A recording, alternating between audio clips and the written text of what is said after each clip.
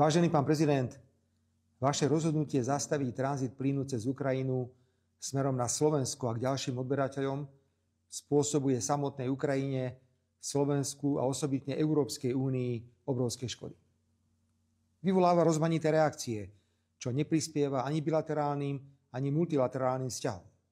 Takéto stretnutie vytvorí dobré predpoklady na otvorený rozhovor o dodávkach plynu na Slovensko a do iných krajín cez územie Ukrajiny, o možných technických riešeniach, berúc na zreteľ ukončenie platnosti zmluvy medzi príslušnou ukrajinskou a ruskou spoločnosťou k 31.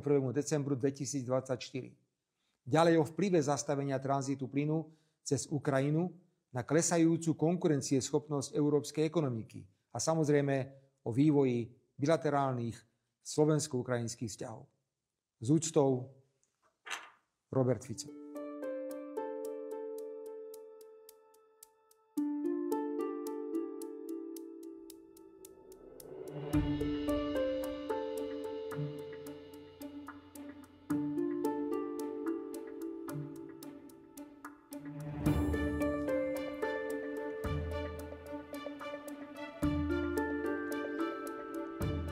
Čo teda môžeme urobiť?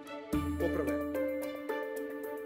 môžeme zastaviť všetku humanitárnu pomoc, dokonca aj tú, ktorá bola nedávno schválená na vláde Slovenska.